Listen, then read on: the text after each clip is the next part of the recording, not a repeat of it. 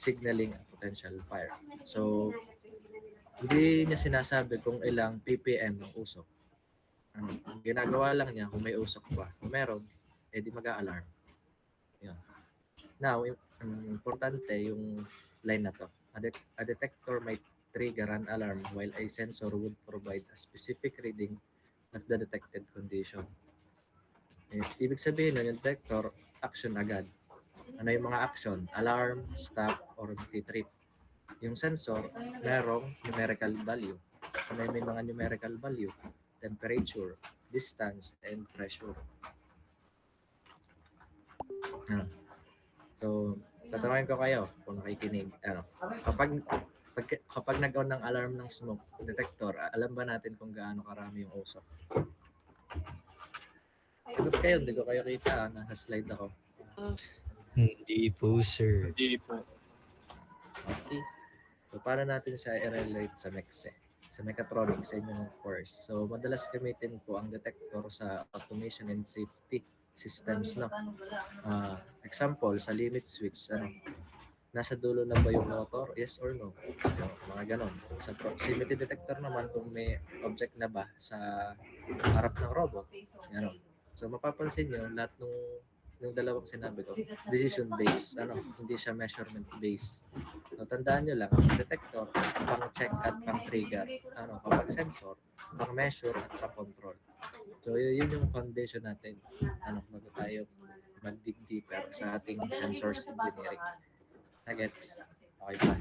Siyempre, slide 1 pa lang yan. Nuggets? Emit kayo, Nag-aaltab lang ako kapag kami nagpapa-admit sa ospital. Kapag kami sasakit, i-raise hand or kaya mag-open na lang ng mic. Okay, nuggets naman to. Itong first slide. Hello? Yes po. Yes. Okay. Next, transducer naman. So, kung ang detector po ay taga-check, ngayon naman, tanong muna natin, paano naman yung nagiging galaw, tunog o kaya ilaw ng isang signal? So, doon po papasok yung transducer. So, transducer is a device na nagko-convert po ng isang form ng energy papunta sa ibang form. Ang tawag po doon sa process na yun ay transduction. In simple terms, may energy A, gagawin niya energy B. Gets? So, pasimplahin pa natin, usually, ang transducer po ay tumatanggap ng input energy or signal. Wait lang muna natin. Yeah. Ayan. Ulitin ko ulit, tumatanggap ng input energy or signal. Hindi papa-admit na naman. At naglalabas po siya ng output energy or signal na iba na yung form. So, example dyan, electrical energy into mechanical movement. So, kapag nag-on kayo ng electric fan, ano yung input?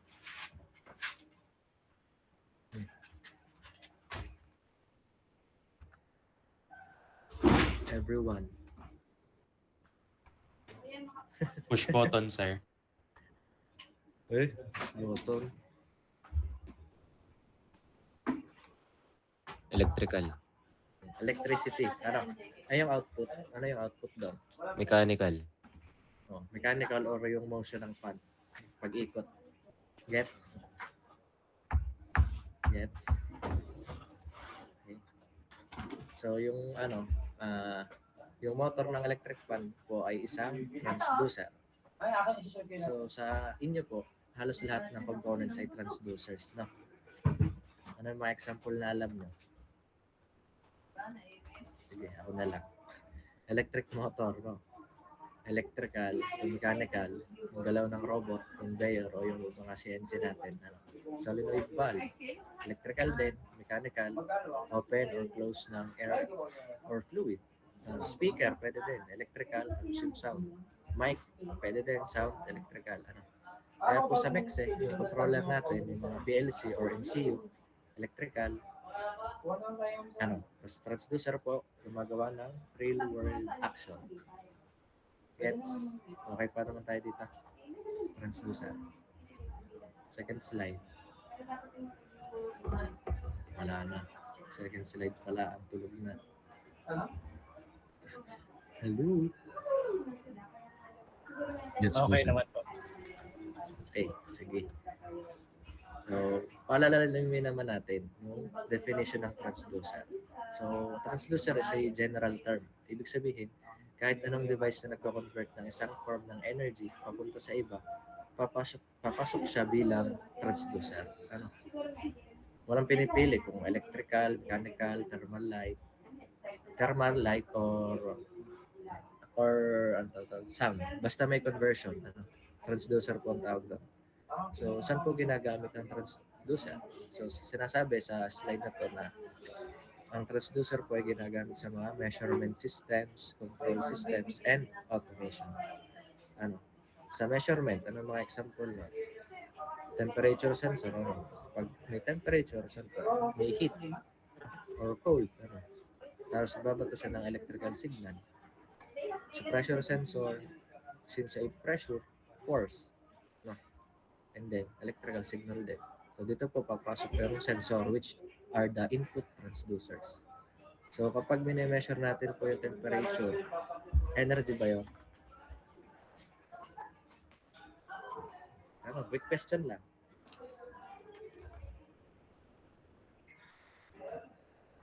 Kapag po mini-measure natin ang temperature, may energy ba yun? Or energy ba siya? Hello?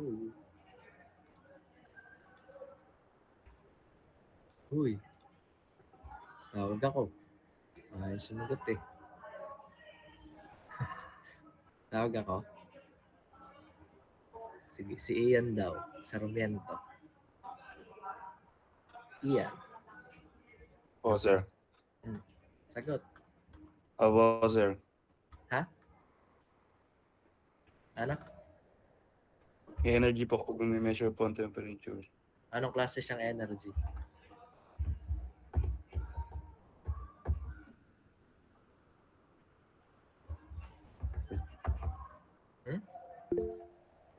Yun daw, tutulungan ka daw ni Steven.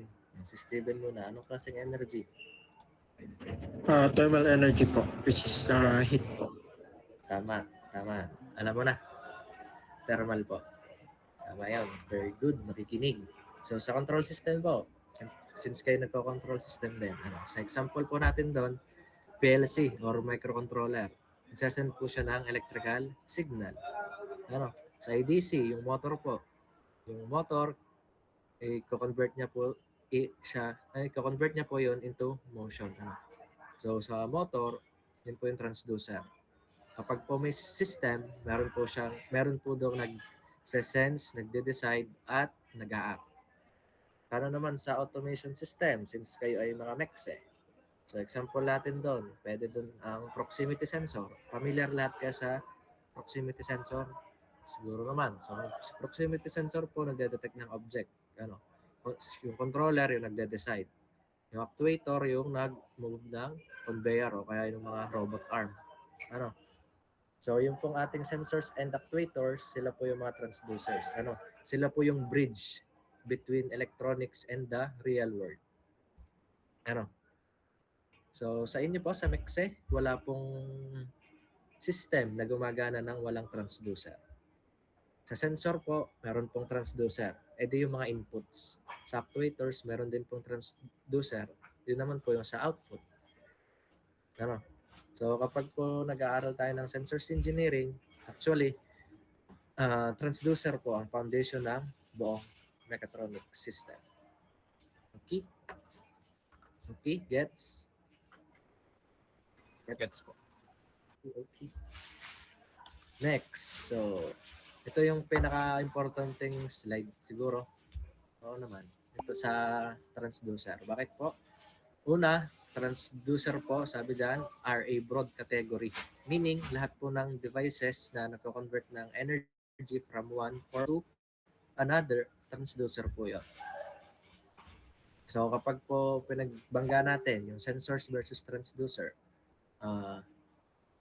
tawag dito, Pakinggan nyo mabuti, makinig kayo. Sensors are transducer that detect changes sa ating pong environment. Ano po yun? Yung mga temperature, pressure, light, distance, etc.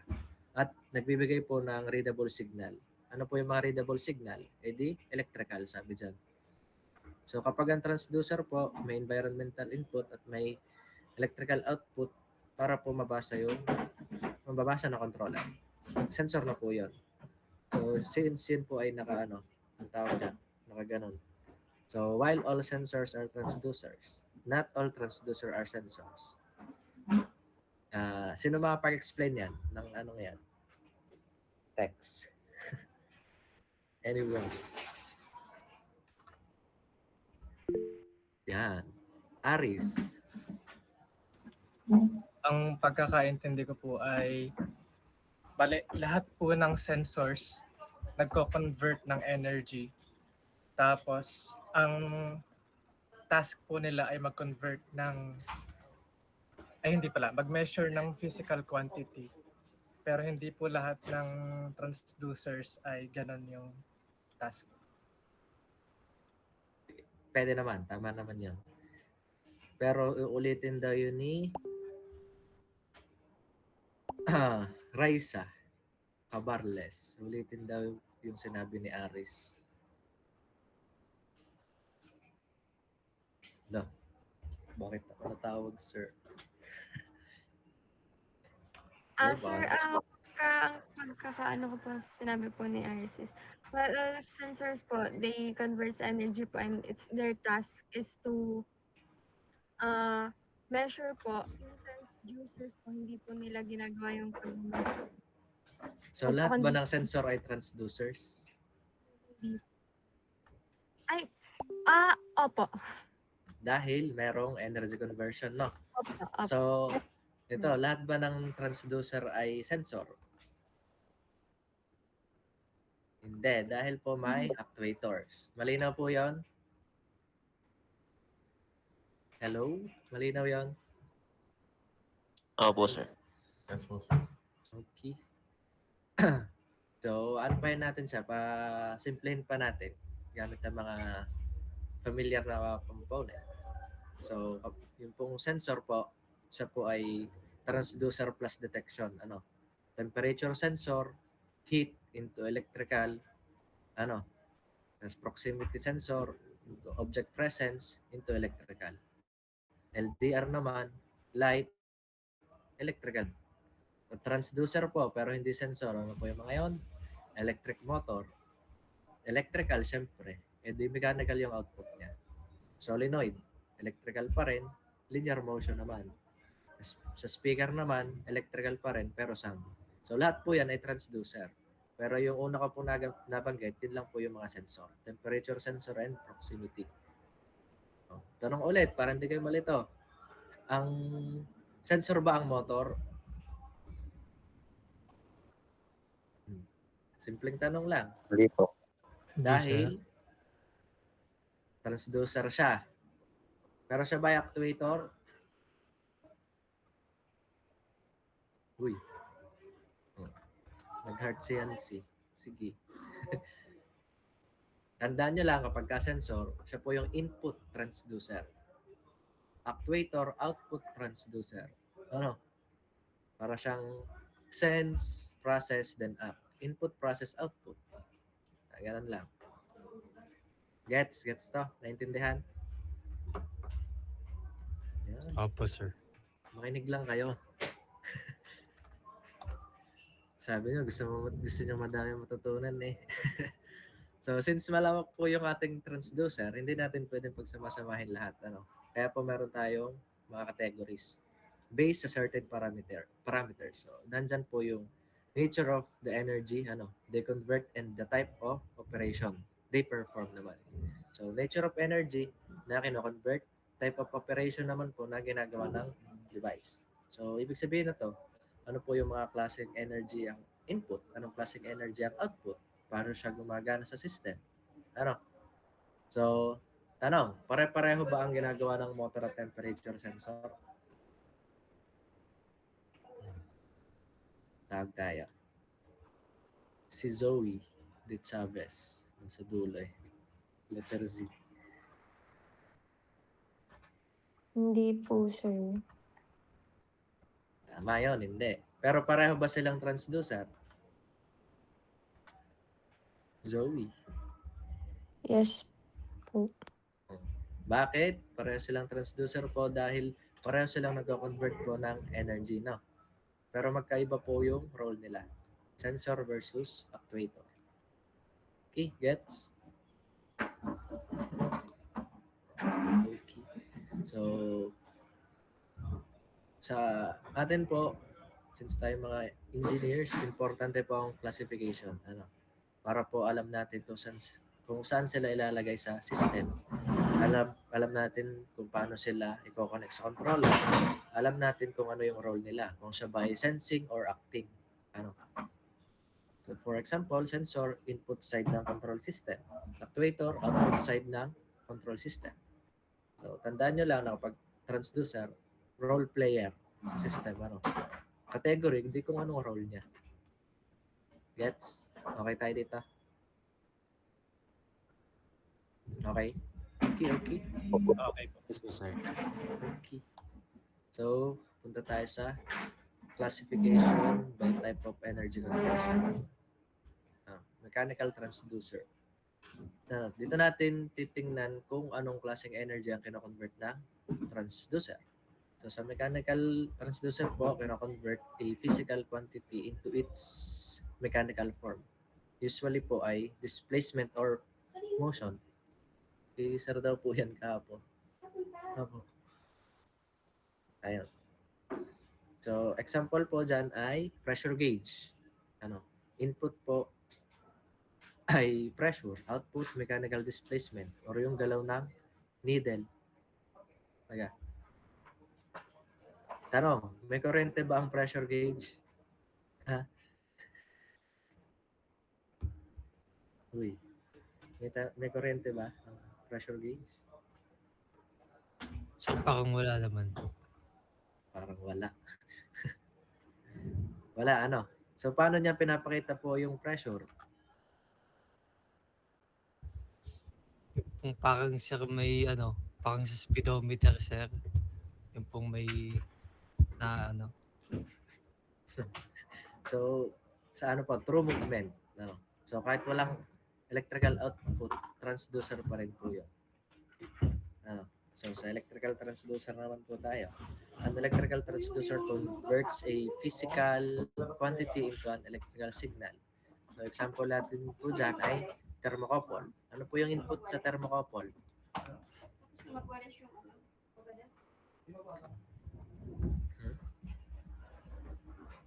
Thermocouple.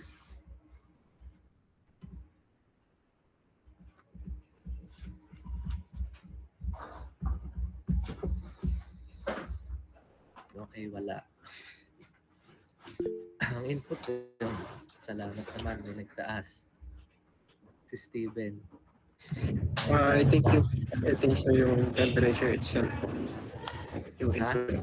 Oo. Yung temperature po. Tama yun. Temperature. Ang output po ay yung electrical voltage. Sa inyo po, sa MEXE, bakit po mas gusto natin na electrical output? Tingin nyo, bakit mas gusto po natin na electrical po yung output?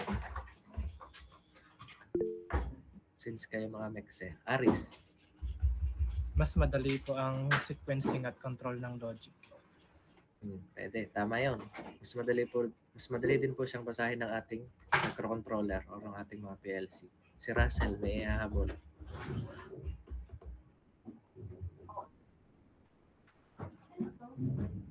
Uy. Yun na din po. Sige. Okay tayo dito. Nagets naman.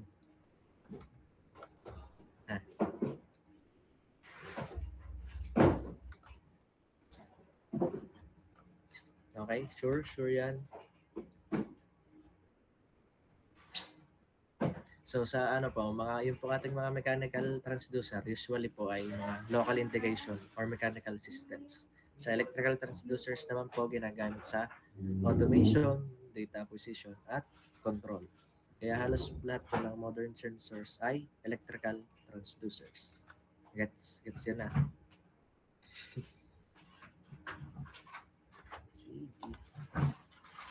Meron pa po tayong input transducer. So, hindi na energy type ang tinitingnan, kundi role po sa system. Yung input transducer po ay nagko-convert po siya ng physical quantity into a readable signal. Usually po yung mga electrical. Example, nandyan, microphone. Ano yung input dyan? Microphone. Sabi daw dyan, which converts sound waves into electrical signals that can be amplified or processed. So yung input ko ay sound waves ga.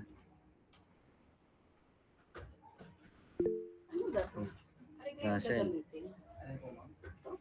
Vibration pa. Ano daw? Hindi ko marinig ng ayos. Ano yun? Sige, mamaya na lang. Hindi ko talaga marinig. Sound waves, ano yung input. Yung output po ay electrical signal. Bakit po? Para po sa amplification or processing. Tanong, ang mic po ba ay sensor?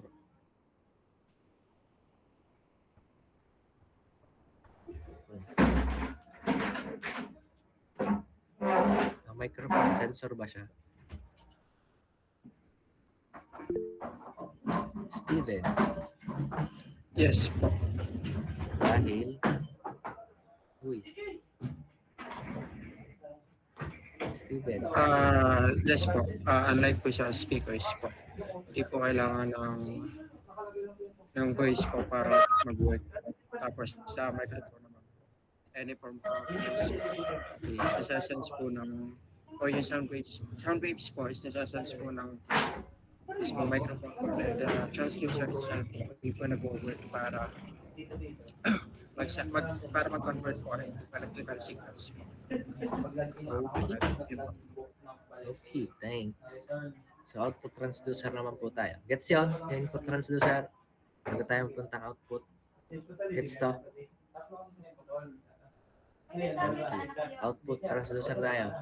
So an output transducer converts an electrical signal into another form of energy. Example po natin dyan, lamp. Ano naman yung dyan? Input. Dali na yan. Lamp. Ano yung input dyan?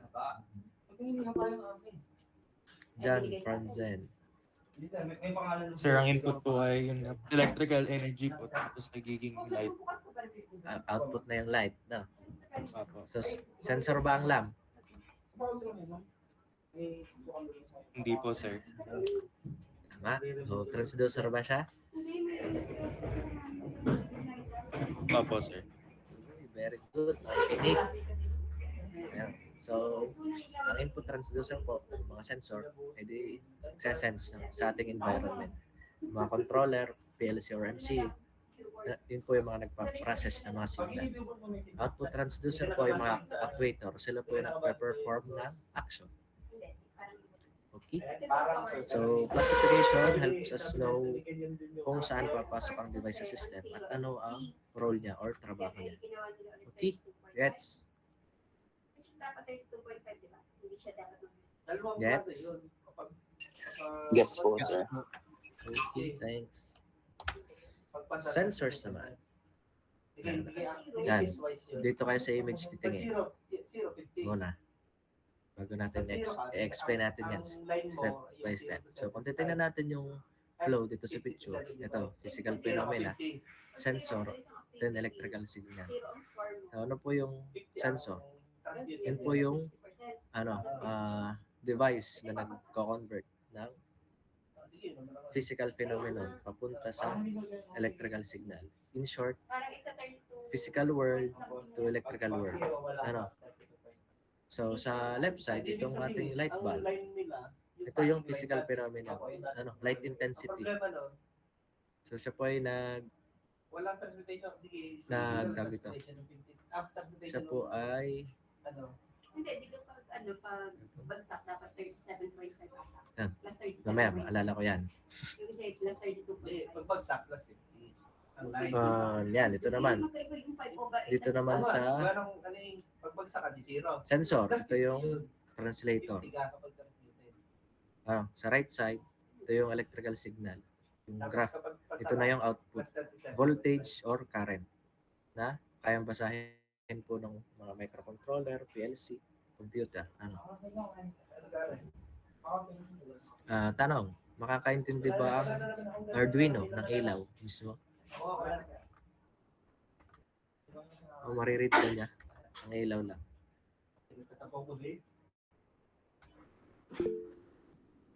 Si Aris ulit. Hindi po, sir. Pero kaya ba niyang intindihin ang voltage? Okay. That's why we need sensors, no? Dito, a device that converts a physical phenomenon into an electrical signal. So, ito yung nakikita natin dito sa image. So, sa second naman, convert a signal or stimulus into an electrical output. So, stimulus equals light, heat, pressure, sound, motion. No. Output, ito yung mga voltage, current, digital signal. Ito sa pangatlo represents part of the interface between the physical world and the world of electrical devices such as computers. So, ito naman po ay yung sabi ko nga kanina, yung sensor po yung tulay or bridge sa pagitan ng real world at controller. So, without sensors, baliwala po yung ating system. Para siyang bulag. So, with sensors, meron din siyang feedback. Kung sa robot, hindi po gagalaw ng maayos kung wala or hindi maayos yung position ng sensor. Sa temperature control naman, hindi accurate kung walang temperature sensor. So pagka sa automation naman, walang decision kung walang input. Hindi ka. So sa sensor, yun po yung mga input transducer. Physical to electrical. Gets? Gets ba? Okay. Stimulus. So kapag pag sinabi nating stimulus, ito po yung physical quantity or condition na gustong sukatin ng isang sensor. Ibig sabihin, ito yung input na nararamdaman o nadedetect ng sensor bago ito ma-convert into electrical signal. Ano po yung mga example ng stimulus? Temperature, pressure, light, motion, force, humidity. So basically, anumang physical parameter sa environment na gusto natin i-monitor or control, yun ang tinatawag na stimulus. So, tandaan nyo lang na ang sensor mismo, hindi agad electrical signal ang nakukuha. Ang una niya nakikita ay stimulus. Tapos siya na yung bahala mag-convert nito into electrical signal para maintindihan ng control system or microcontroller. So, kung may automatic aircon system tayo, ano kaya ang stimulus na binabasa ng sensor?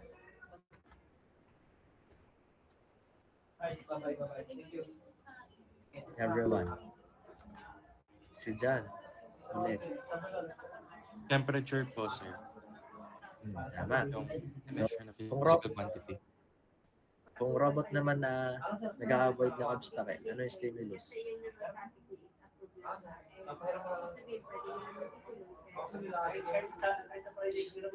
Iba naman. Si Ernest, susulit, si Repre ng O2. Pero kung halimbawa naman Marami pong, medyo choppy lang po. Sabi daw, ano daw yung question? Pabalag. Jason Son, ano daw yung question? Sabi ni Sulit. halimbawa na-approve namin yun initially, but during defense is may positive. Uy. Para masaya ang ating klase.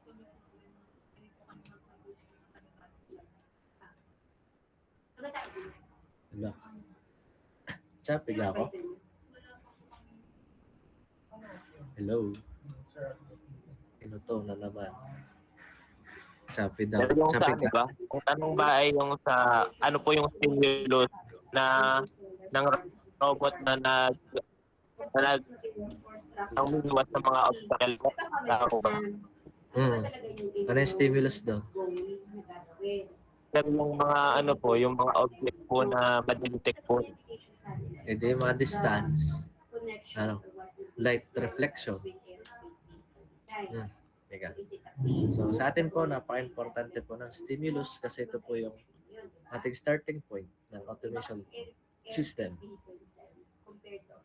So sa line following robot, ano yung stimulus doon? Hindi yung light reflection from line. Teka. Sa industrial robotic arm, ano yung ano doon? Stimulus, yung mga force, position, proximity. Teka. So without stimulus, walang data ang system. Kapag walang data, hindi makakapag-decide ang controller kung ano ang gagawin ng actuator. Gets? Gets ga? Gets po. Okay. Next, actuator. Ang mga sensor ang nagbabasa ng stimulus, ang actuator naman po ang gumagawa ng action. So sabi daw dyan, ang actuator daw po ay device na nagko-convert ng electrical signal into physical movement or physical output.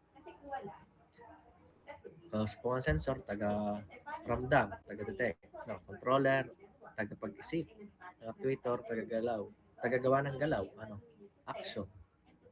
Ano mga example lang anong example lang mga actuator natin? Electric motors, pneumatic cylinders, hydraulic pistons, solenoids, pwede din servo motor. So kapag nagbigay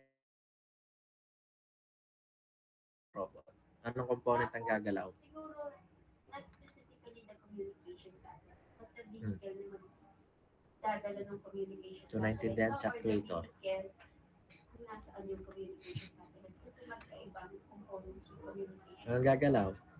Ang communication satellite. Anong like? Anong gagalaw? More concerned pa rin. Anong component? Kasi siya ay dapat ay point to point, di ba? So dapat may Uy. satellite siya, dapat lagi siya Sa wala. sa ground. Ang gagalaw doon, hindi siyempre yung motor. So, concern niyo pa rin ba na lagi siya Ang tinatanong ay component eh. Or are you Ayan. really after the PC of the No, communication kung automatic door naman ang system, ano actuator doon? satellite? Motor pa rin, ano, or pneumatic system. So ang actuator ang responsible sa physical execution ng commands. Ano, gets? So ang sensor po nagbibigay ng information. Ang actuators nagpo-produce ng action. Ano? So siguro, Okay? So dagdag ko lang, ang stimulus po ay kung ano ang nararamdaman ng system, habang ang actuator naman ang tumutulong para mag-react ang system.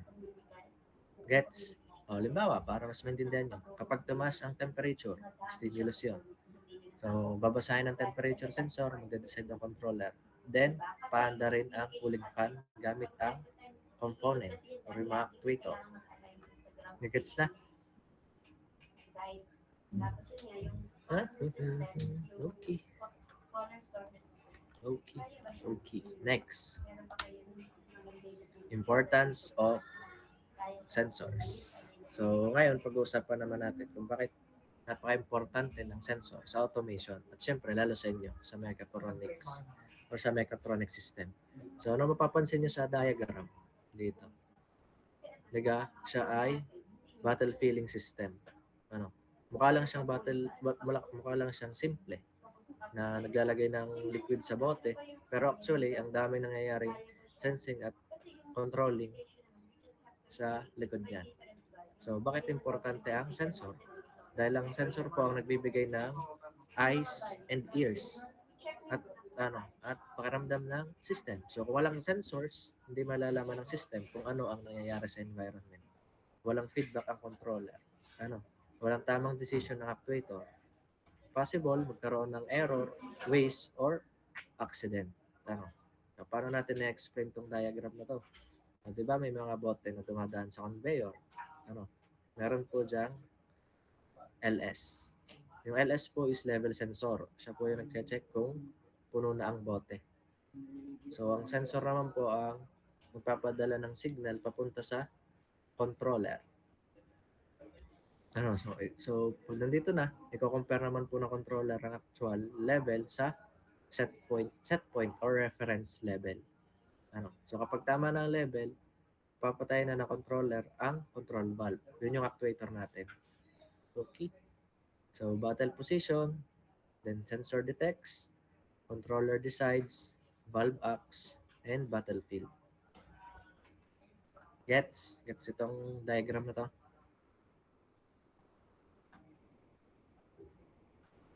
Ang gagaling. So, tanong na lang, ano mangyayari kung walang level sensor dyan? Steven, Mag-spill po. pwede. Pwede. Yung isa, sino yung isa nagtaas na nagbaba agad? Si Bien. Overfeeling po, sir. Overfeeling. Si Carl. Yun nga po, wala pong magiging signal kung kailan po magsasara yung control valve. Tama naman lahat yung sinabi niya, So, possible, mag-overflow talaga, So, sayang yung product, magulo or messy yung production line. Tsaka yung walang maayos na safety. Okay, that's next. Yan. So, ito naman ay diagram lang talaga. Napakalawak po ng sensors. Ginagamit sa mga industrial automation. Ayan, dito. Dito naman tayo sa process diagram. Okay pa naman. Buhay pa. Walang nasa bahay lang eh. Yan. So, the input process output model shows how sensor fit into a control system by providing the necessary input data for processing and generating inputs. Ito naman ay sabi ko na din kahapon. Dito naman, process control loop. Meron tayong actuator. Discuss dito kanina. Emphasize lang natin yung role ng sensor sa feedback. So, yung sensor po yung foundational element ng feedback loops in both engineering, control system, and advanced automation. Sabi ko nga kanina, sila yung bridge between the physical and digital worlds or real world. Sila po yung nagbibigay ng critical, real-time data necessary for a system to monitor its output, compare it against desired references, and adjust, and making them essential for automation, safety, and precision. Okay. Ito naman tayo. Pag-uusapan natin po yung pinaka-core concept ng mechatronics at saka automation. Yan po yung process control loop. Ito po yan. So, siya po, any idea? Any idea muna? Ano yung process control loop? Since kayo naman ay mga mechatronics engineering students. Ano po yung process control loop? Zaira K. Akar. Si Miss Zaira.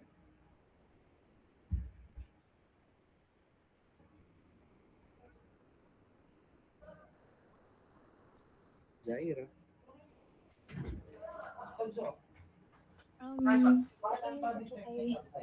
System po na monitor ng gadgets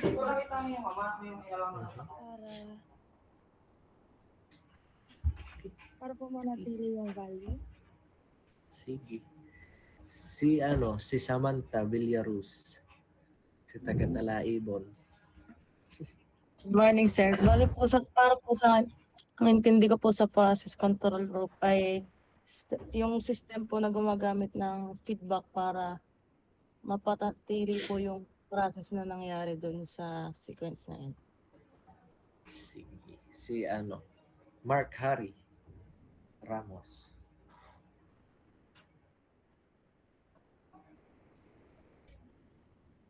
Tulog? Hindi po. So, ang po, para po ng process control loop po, gaya po sa sinabi ni Samantha, gumagamit po ng feedback system para po para po continuous po yung system. Sige. So, discuss natin. So, ang process control loop po ay ang continuous cycle, kung saan ang system ay nagmo-monitor, nagde-decide, at nag-a-act para ma-maintain ang desired condition. Ano po yung pinakasimpleng meaning dito in layman's term? Siya po ang communication at action cycle sa pagitan ng sensor, controller, at actuator. Dito. So, explain natin yung diagram. Una, dito. Yung sensor, i-detect na yung condition. Kung makikita po natin sa diagram, meron pong temperature sensor.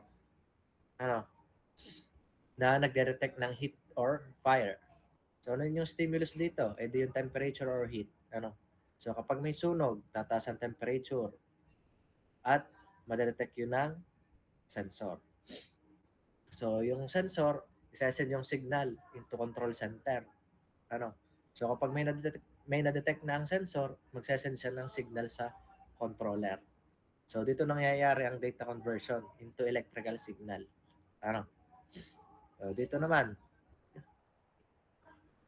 Dito naman. Yung controller, nagde-decide na siya. Gagawa na siya ng decision. So, yung control center po, yung utak ng system.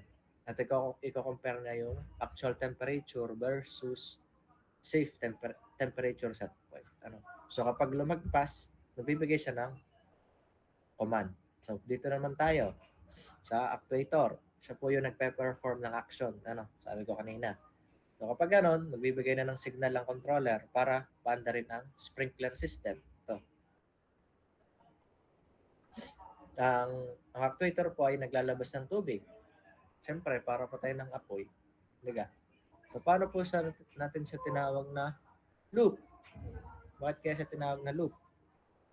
So, dahil po, tuloy-tuloy ang monitoring. Kahit na gaganon-ganon pa, tuloy pa rin ang sensor sa pag-check kung may apoy pa. Siya po ay continuous feedback system. Nadi-discuss po yan sa control system niyo sa padulo pa. Sa block diagram. 11. Ayan. Gets ba? So, lang, ang process control loop po ay parang katawan ng tao. Diga? Mata, yung sensor, yung utak, yung controller, yung mga kamay, or muscles natin, yung actuator. Gets? So, yun nga, kahapon, yung discussion natin. So, without feedback, open loop system ang nangyayari. Kapag may feedback, nagiging matalino or intelligent at accurate yung ating system. Gets? Opo, sir.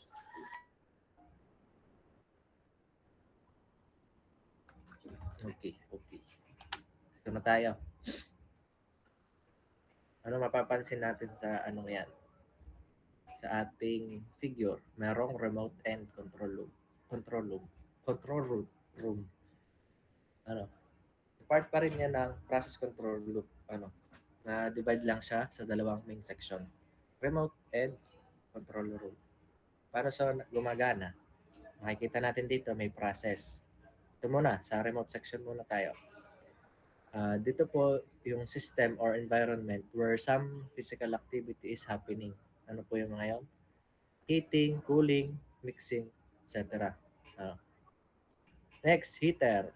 Ito naman po yung nag-add ng heat to the process as part of controlling it.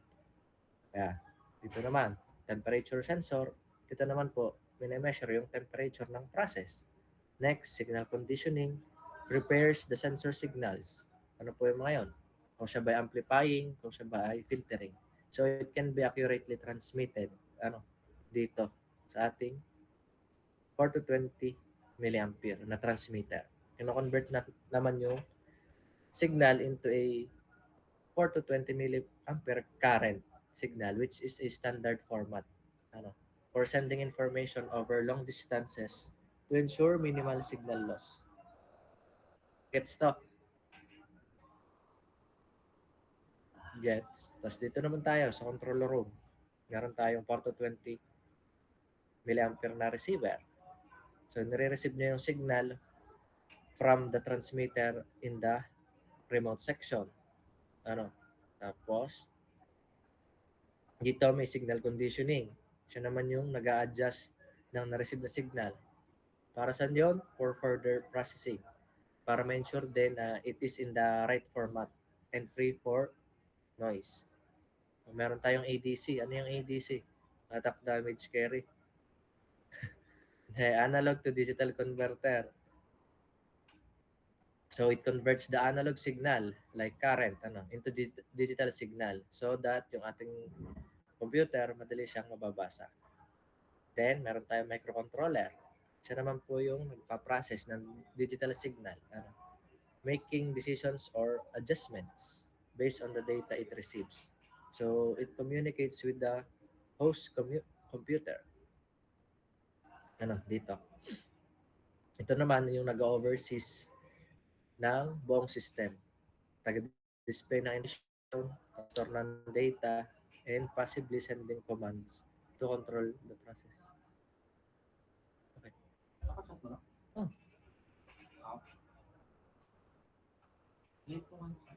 9:02.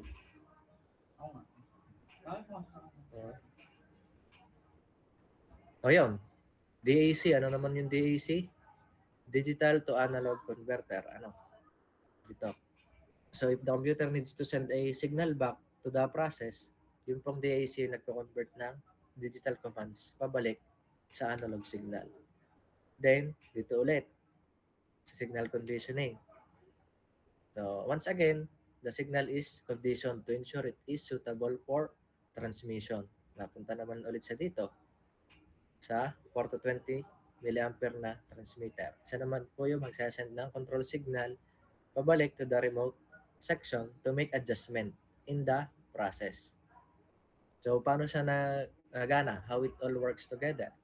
The temperature sensor monitors the process. So, the data is conditioned and transmitted to the control room. So, in the control room, yung signal is mapaprocess and makakonvert into digital data for the host computer to analyze. So, based on the data, yung computer might send control signal back to the remote section. Para ma-adjust yung heater or other equipment. So, the process, ulit-ulit lang, or the process repeats, ensuring that the system maintains the desired conditions, like a specific temperature.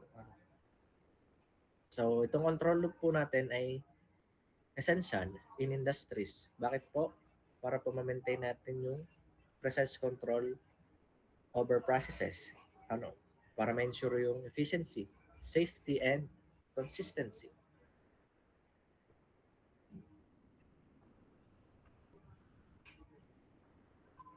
Okay, gets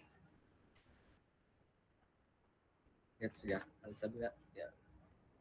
Sana. Bibilisan natin ng konti. Konti lang. Sensor data sheet. Ano naman yon? Huwag na tayo magtanong para mabilis. So basically, ang SDS or sensor data sheet ay parang marketing document. Pero hindi lang basta marketing ha.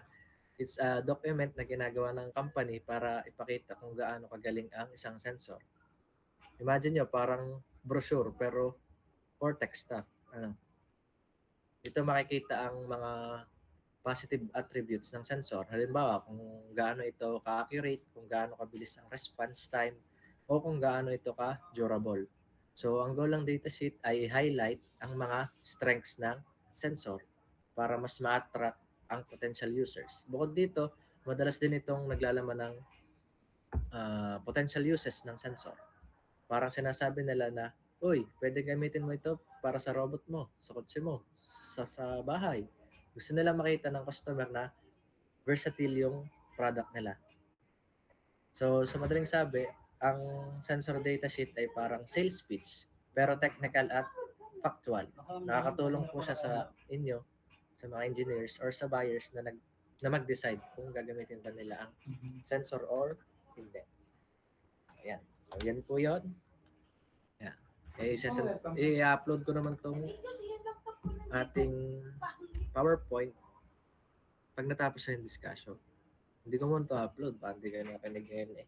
Paano kayo sa Lunes? E di mag-aaral na lang yung iba na hindi nakinig ngayon. So, pag natapos na.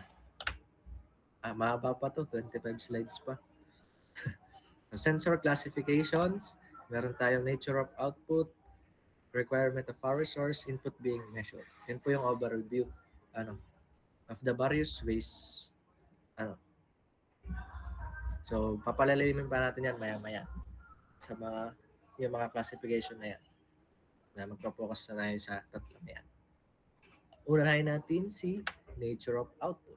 Kahapon, natanong ko na din to sa inyo, analog and digital. So, sabi nyo, ang analog sensor po yung nagpo-produce ng continuous signal, proportional to the measured quantity. While ito namang digital sensor, siya po yung nagpo-produce ng discrete. Or sabi nyo, yung binary output. Unahin natin to.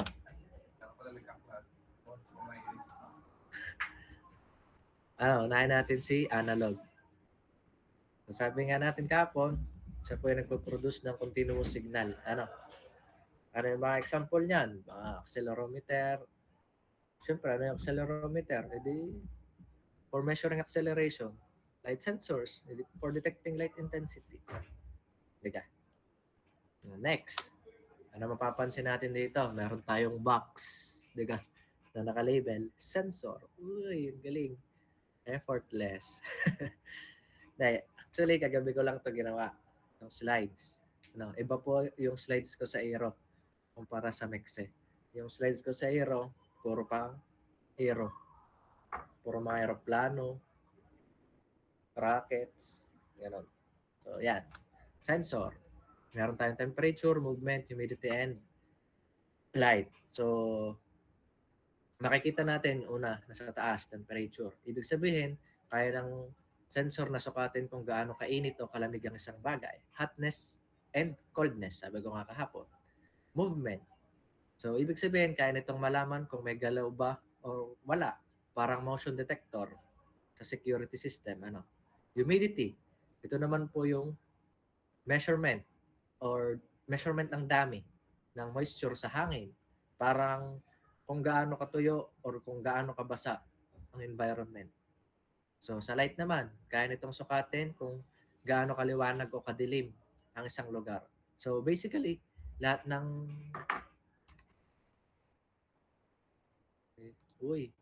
good morning dito naman kay Lance.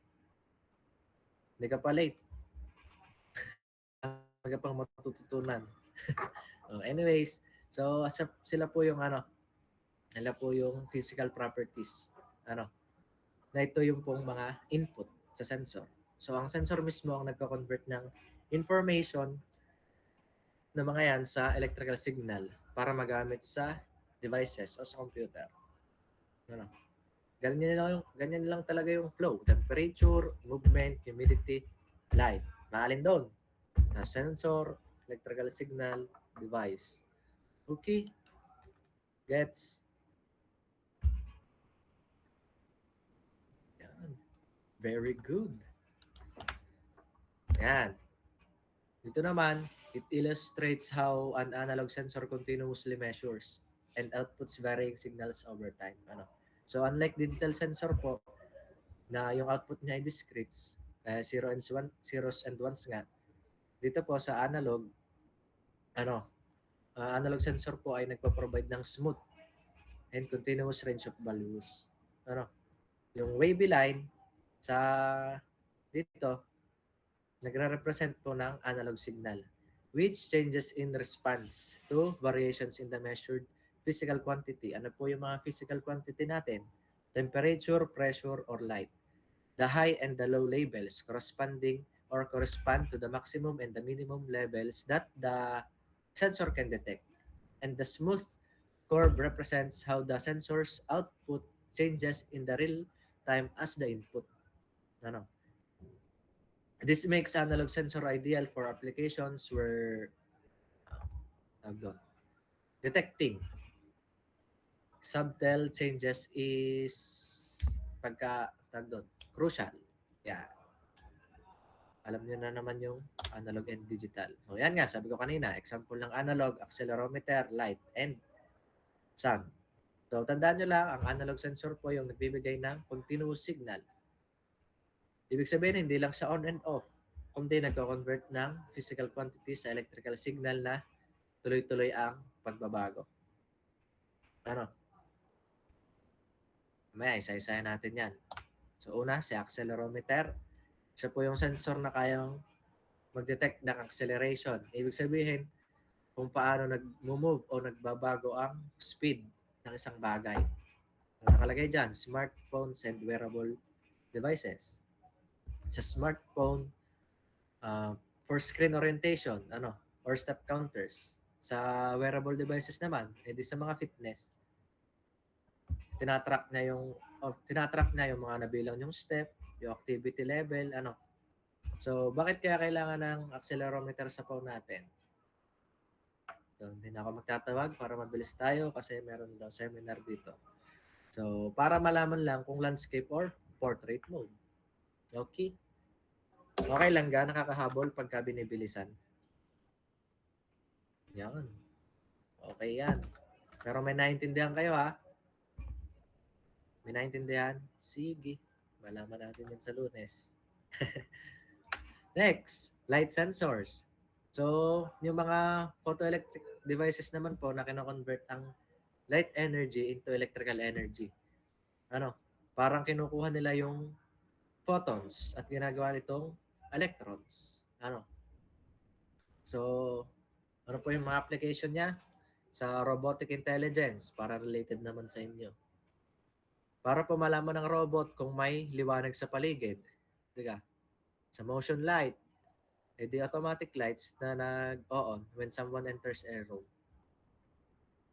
So, parang mata yung robot. Si Optimum Prime. Okay. Light sensor, yun? Mga photovoltaic, light dependent, photodiode, proximity.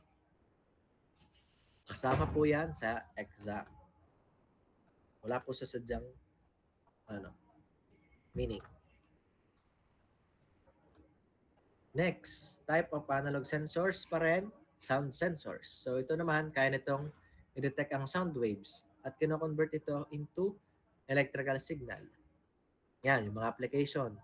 Doors, music system, burglars alarms, at saka computers. So paano kaya natin magagamit ang sound sensor sa AI devices? Like mga smart assistant. Sa Lunes na yan. Mahaba pa tayo. May klase daw dito. Seminar. Ito, next, pressure sensor. So, sinusukat nila ang pressure ng liquids o gases at kino-convert ito sa electrical signal. So, yung output niya, tuloy-tuloy na signal, hindi lang on and off. Kaya siya analog. Pwede rin siyang maging pressure switch. Nagtitrigger ng on and off kapag naabot na ang threshold. So, ano yung mga application yan? Sa mga industrial system, weather station, tsaka sa gulong, tire pressure monitoring. Hindi na ulit ako magtatanong dito. Magtanong sana ako dito eh. Kaya sinabi ko sa inyo, boring tong ating subject. Ginagawa natin ng paraan para hindi maging boring. Okay, nakakahabol pa. Konti na lang to. 14 na lang, 14. Kaya yung iba, hindi pa nakaya, nakakaya naman. Next, analog temperature sensor naman. Siya po yung nagbibigay ng analog voltage or current na proportional sa temperature. So very simple usage.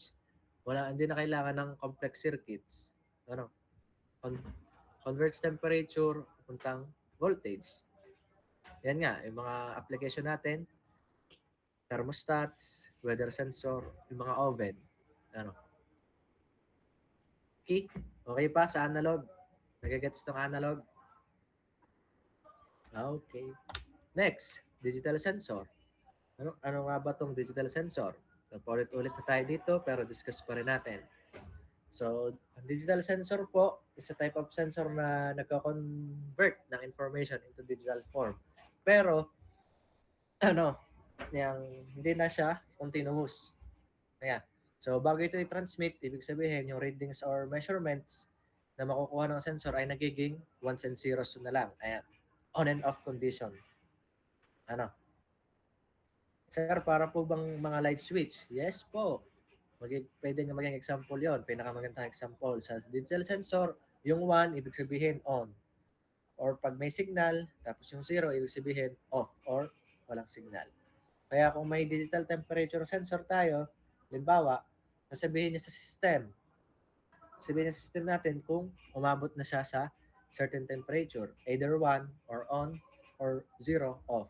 Hindi siya nagre-report ng exact na value like analog sensor. Digital lang siya. Ano pa yung mga pwedeng example dito? Pwede yung mga digital accelerometer. Sinusukat yung movement or acceleration. Pero yung output niya, ones and zeros lang. Pwede din sa digital temperature sensor. Halimbawa, yung Sercon, alam niya kung kailangan lang siya na i-on at i-off. Yun yung sa compressor, ha? Ayun. So in short, yung digital sensor na nag-output ng binary signal. Sabi nyo nga kahapon. Para computer language na 1 at 0 para mas madaling i-process ng mga electronics. Okay? Ayan, yung itsura ng signal niya. Yun yung PWM. Alam niyo yung PWM? Pulse width modulation signal. Yan yung common method sa digital sensor. Meron tayong high na 5 volts or 3.3 volts and low or yung ground. Yan yung ground state. Yan yung nare-represent niya is yung 1 and 0 respectively. Yung width ng pulses na yan can encode into a specific data such as temperature or speed depending on the sensor's design. So, pag nagets nyo na yan, mas madali nyo ma-ensure compatible ba siya sa controller. Yung kanyang voltage level ay napakahalaga din para sa kanyang accurate data interpretation, lalo kapag kayo nagagawa na ng inyong mga final project. Okay. So, meron din pong type ang digital sensor. Yung sabi ko kanina, digital accelerometer, digital temperature sensor. Sabi ko paulit-ulit, kung ang digital accelerometer po ay parang motion detector. Sa digital version, kaya nitong sukatin kung gaano kabilis o gaano kabagal ang galaw ng isang bagay. At naglalabas po ito ng digital signal na zeros at ones na pwedeng mabasa ng computer or microcontroller. Example, sa mga ating cellphones, smartphones. Kapag ginalaw mo, alam ng phone mo kung portrait or landscape. Ganyan. Or kung nagsa-shake siya. Yeah. Next, yung ating digital temperature sensor. Dito naman sinusukat yung init or lamig ng paligid at nagko-convert ng digital data. So, mas accurate siya sa analog sa pagbibigay ng exact number. Halimbawa, eksaktong 25 degrees Celsius. May mga example noon, yung home thermostat, weather station, o kahit sa mga smart fridges para malaman kung okay na ang temperature ng food, pagkain. Okay? Gets na yan? Okay.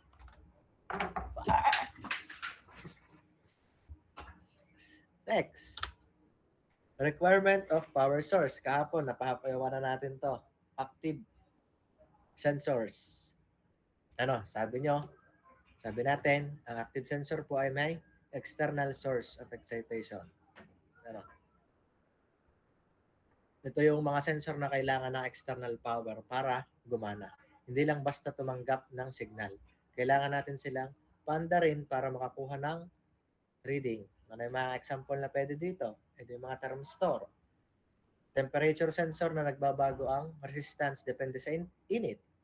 Yung RTD, resistance temperature detector. So katulad ng thermistor, pero mas accurate. Ginagamit para din sukatin ang temperature. Ano bang pwede? Strain gauges, ginagamit para sukatin ang stress or deformation sa metal or structure. So paano po sila gumagana? May current or voltage na sinesend or pinapasa sa sensor. So kapag nagbago ang condition, halimbawa, nag-init ng RTD, nagbabago ang resistance. So ang multimeter o measurement device ay sumusukat po ng voltage para malaman ang resistance at matranslate sa physical value. Tulad ng temperature or strain. Ano? Ganito po yung itsura niyan. Ano? Dito. So, nakikita natin sa diagram, meron po tayo ditong tower supply. Siya po yung nagbibigay ng current. Ano? So, meron po tayong RTD na nakakonect sa dito, voltmeter. So, kapag nagbago ang init nitong kandila, yung bawa, yung init ng apoy ng kandila, specifically, ano, nagbabago rin po ang resistance ng RTD at nagbabago rin ang voltage reading sa voltmeter. So, kailangan talaga ng power source para gumana ang active sensor. Mas malinaw na ngayon.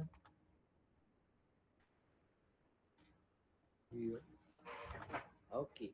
Next, yung passive or mga self-generating sensor. Ano?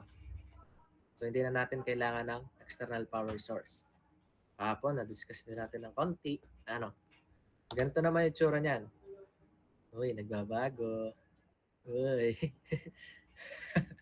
Bakit?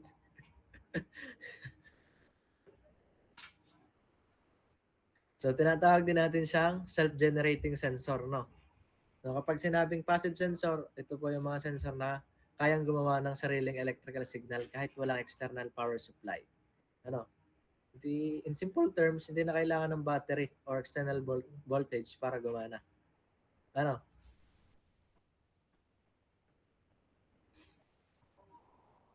So, dito, makikita nyo. Explain lang natin ng konti. May thermocouple, ano? Na, yun, ginaganon. Yan, o. Nila, ano? Ano mangyayari pag ganyan? So, kapag may temperature difference sa dalawang metal junction ng thermocouple, meron pong dalawang junction yan. Nadidiscuss naman natin yan kapag nandun na tayo. Ito naman ay introduction pa lang ng sensor. So, nakaka-generate po siya ng maliliit na voltage signal. Millivolts. Ano? Ayan. So, example, may reading na 8 millivolts. Ibig sabihin, yung heat stimulus into thermocouple into electrical voltage output. Ano? So, explain pa natin para mas maintindihan nyo. Yung passive sensor po, kina-convert yung energy directly from stimulus into electrical signal. Heat to voltage, light, current. Ano? Bakit kaya advantage na hindi kailangan ng external power ng isang sensor? So, pwede, mas reliable, mas madali yung wiring, tsaka energy efficient. So, passive sensors po are usually produce a small signals, kaya kailangan minsan ng signal conditioning, like amplification. So, hindi po sapat na minsan ang output voltage, kaya kailangan pang i-process bago mabasa ng controller. Hindi minsan sapat yung output voltage. So, para mas pinakasimple pa, ang passive sensor po ay parang solar panel. Kapag may sunlight, automatic may electricity. Ano, kapag walang sunlight, walang output. Mas madali na. Mas madaling na gets, no? Sabi niyo, gusto mo dami niyo matutunan eh. Joke lang. Okay, ito naman, basahin niyo na lang yung table. Yun naman ay, ano lang, mga sensor at saka kanyang mga output. Hintayin na lang to. Ito na lang yung ating i-discuss. Last 5 slides. So, types of inputs, displacement sensors, velocity sensors, force sensor, temperature sensors, and light sensors. So, ito yung mga physical quantities na nire-read ng ating sensor. So, tatandaan nyo na bago makapagbigay ng output ang isang system, kailangan muna nito ng input data mula sa environment. So, karamihan ng system nakadepende sa iba't ibang klase ng inputs para gumana ng tama. Okay. Ano daw si displacement sensors? Siya po ay ginagamit para sukatin kung gaano kalayo ang movement ng isang object mula sa reference position. Ano? So, ibig sabihin, yung position measurement, ang example nun ay kung ang movement ba niya ay linear, rotational, linear or rotational, Parang sa mga robot arms, para malaman ang exact position ng joints. Sa mga 3D printer, para accurate ang layer placement. Sa mga CNC machines, para po precise ang cutting location. Okay. Okay tayo? Okay. Velocity sensor. Dito naman, measure kung gaano kabilis na nagmo-move yung isang object. So, ginagawa nila ito sa pamamagitan ng pagkuha po ng position measurements over time. So, parang speed equals change in position over time. Para sa mga conveyor system, yung control product flow rate. Puro lahat ng ito naman ay mga self-explanatory na. Okay, gets pa yan? Siyempre. Next, force sensor. So ito naman yung nagko-convert ng mechanical forces into electrical signals. So ano po yung mga mini-measure niya? Mga load, weight, compression, tension, pressure. Common example, load cell.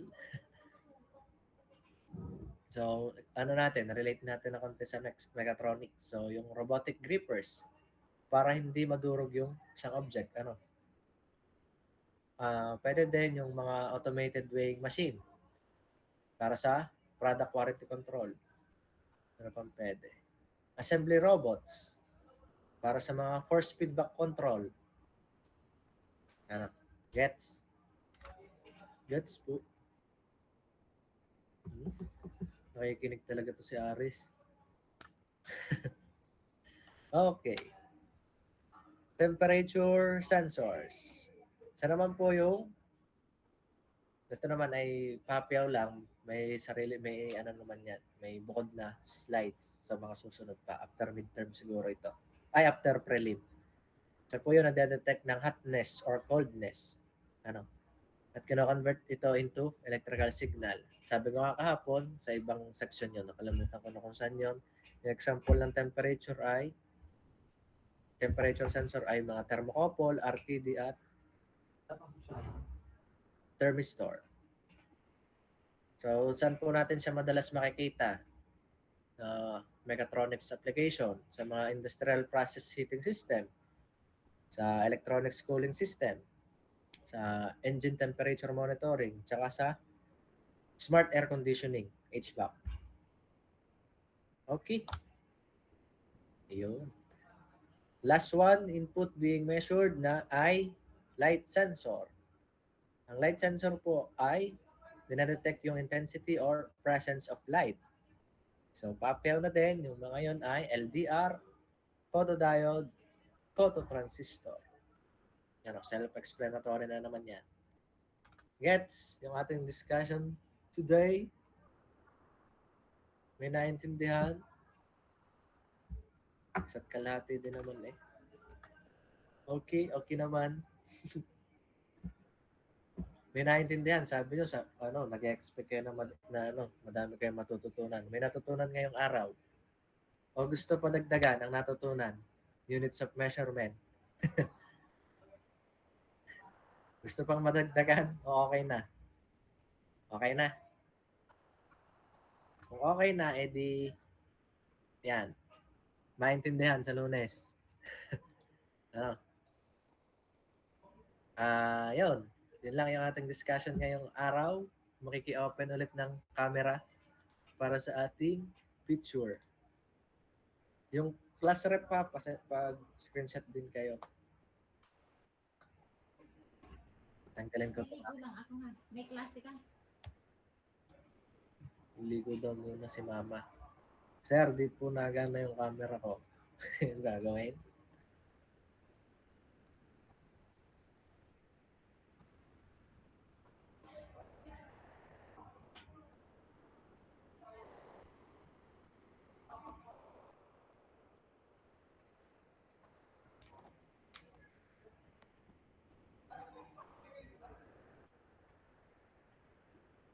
Si Ian, may natutunan ka kay Ian ngayong araw.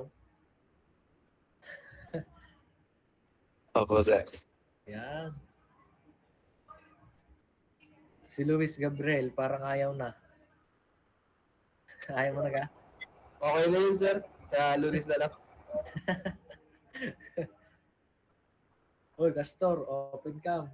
Naka-off ka pa sa akin.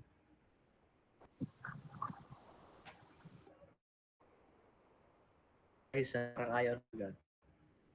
Ayaw mo na agad? Uy, ayaw mo na agad? Hindi po, sir. Wala ka naman. No choice naman kayo. Yan. Tingin na para tayo matapos na. Okay, 1, 2, 3. Okay, thanks. Yung mga repre, bahala na kayo mag-picture. Thank you for attending. See you on Monday. Thank you po.